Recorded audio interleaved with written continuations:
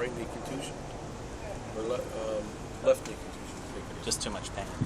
Yeah, I mean he hit when he was trying to get up for that home run to Zobrist hit, he hit his knee into the wall pretty good, and it's a little sore today, and he should be we'll see what his availability is to do something during the game, and hopefully get back in there tomorrow. Okay.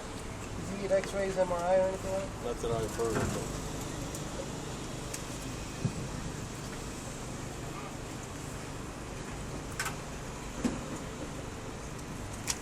Garrett Richards right now in a state of limbo. Yeah, we're I think that like I said, I mean, same thing I said yesterday. There's some things that are hopefully going to settle here, and we'll make some decisions, but we definitely need coverage as a starter, and then the length he gives right now, and we'll see where our rotation goes here next week. Who do you have backing up Irvin tomorrow for the rest of the game? Well, it'll be according to the situation. Where are we after 15 outs? Where are we going into the sixth inning? Where are we? And then we'll see where we are.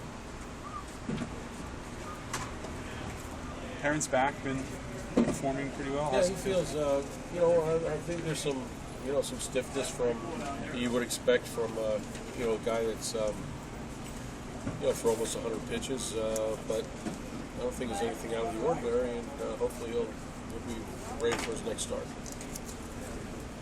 How happy are you with Scioscia's defense over at third base? We've talked about it for a while. No, Alberto's Gold Glove caliber third baseman, and he's playing at a high level right now. Mike said, just to make sure, so you're not sure if Dan will be ready for Wednesday yet? Yeah, we're expecting him to, but we want to see exactly where he is. I mean, he's we expect him to take his turn, but you want to make sure guys fully recover and ready to go. And if some guys need another day, you give them another day. We gave Weave a day extra day on this time. I think it's important for these guys to rebound, especially this time of the year, because coming into you make that turn into September, is really when these guys are gonna make that big push. What have you noticed about his mechanics and his stuff since he came back from the disabled? Because obviously the back was affecting him before. Yeah, it was. The first outing, I really thought he was freer and easier, better extension. Last outing, not quite as crisp, but definitely better than before we shut him down. So it's encouraging. We need Dan to perform at a certain level, and he's much closer to that right now than he was at any time in the first half of the season. You don't see any signs of him favoring the back, being cautious. No. What about Irvin and his bullpen sessions? His bullpen sessions have been incredible. If he can carry what he's doing in the bullpen into games, we're going to see a noticeable increase in his stuff and his performance. Like whatever decisions you make with the rotation this week, is having both Garrett and Jerome as relievers not the ideal situation? You had talked before earlier on in the year that you'd prefer to have Garrett stretched out wherever it is. Well, somebody's got to start, at some point as these guys filter in, whether we're looking at Irvin, if you're looking at Jerome and you're looking at Garrett, this isn't going to be, they're going to have to, Jerome doesn't have many options, obviously, to go down. He's thrown well over our pen. At some point, Garrett's got to either pitch for us or keep his length, so I don't think we're going to hold on to, both those guys in our pen, but right now I think, you want to make decisions based on as much information, and it's still developing right now. When you go into Texas, how important is it to keep you guys from lapsing into a false sense of security with Josh slumping right now? They even gave him a day off yesterday to rest his mind. I don't think there's, it's like, if a rattlesnake is asleep, you don't take it for granted. He's a dangerous hitter, and he's they have a deep lineup, and their lineup is more than just Josh Hamilton. Their lineup is more than that. So you have challenges all the way up and down, and then we're going to have to pitch well and contain them like we did here in the series we had here earlier. Does Irvin have to pitch reasonably well? We're not moving forward. We're not moving forward with any hypotheticals. We know what Irvin's capable of doing. Obviously, it's a time of the year, time of our season where we need production from our starters, and we're gonna evaluate this thing as you can't skip any pages. You can't turn 4 pages ahead.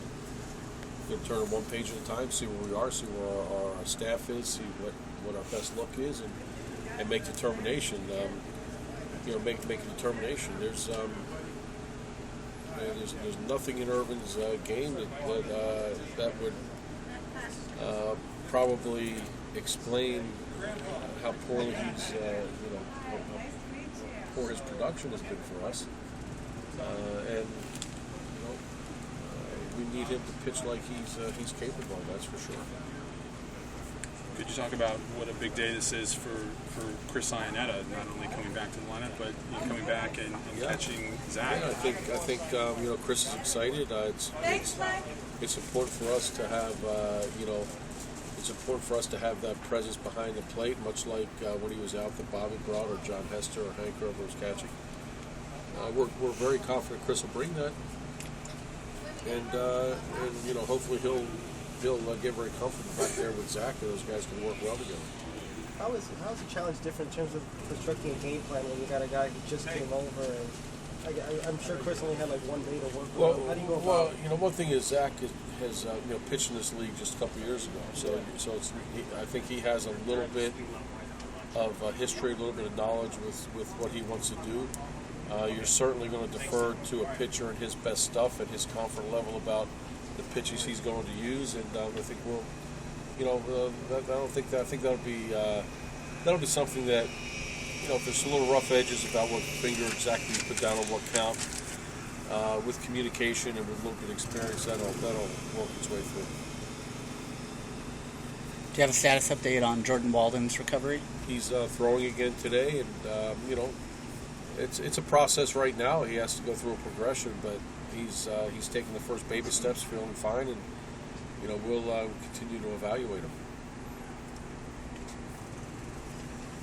Do you have any sense to how much longer you would need before you could get on the mound again? You have to get a long toss in and get some stamina on your arm, and he's not at the length now or the number really to consider being on a mound, but it can come quickly. I don't think it's going to be a total overhaul for Jordan. It's something that can come quickly, but first he's going to have to get out there and get some good, some good long toss in and get some stamina in his arm, and then see when he's ready to get on the mound. Like a couple of weeks away from. I'm not going to put a time frame on it, but the first step is getting out there to 200 plus feet, and he's still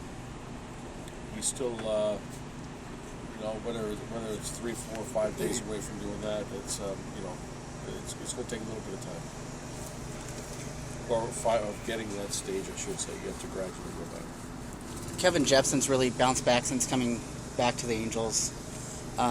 Is it a physical thing where he's finally healthy, or has he made some adjustments in his game? Well, I think both. I think, and not that he was injured last year.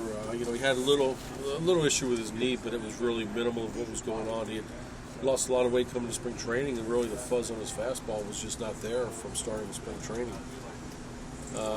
Went down and had a rough go in AAA, and came in this year with more purpose, but still showed some command issues that plagued him before early with us. Went down and worked it out in AAA, and has come back as a huge piece of our bullpen, and throwing the ball the way he much more in line with the way he did in 2009, and that's exciting to us. How many times have you watched that replay on the play last night? I just saw it this morning. And? I thought he swiped. I don't think he. I think he missed him on the initial swipe, and then I think where he got him, he was safe. But it's a tough, from the angle where an umpire's trying to make a call, the ball beat him, and he obviously felt that there was a tag. The first time on the swipe. Yeah. Mike, how does Scott Downs' role change since he's the only left-hander in the bullpen? No, his role won't change. We won't. And really with Taka, we're matching up a little earlier at times. We're using him for some length. I think the only way Scott's role will change if Kevin Jepson continues to merge with Ernie at the end, where maybe there's a matchup in the seventh inning you can use Scott, and it's a big left-handed matchup. Use Scott, and then have the other guys that could, hold the lead. So I don't think being the only lefty there is going to change his role. He's still going to be a back-end guy, and we're going to match him up. Fish, what do you got, man? Nothing? I can't hear you. What are you saying? So what do you got? Lawnmower, yeah. What? Nothing for you. Nothing? Wants to know why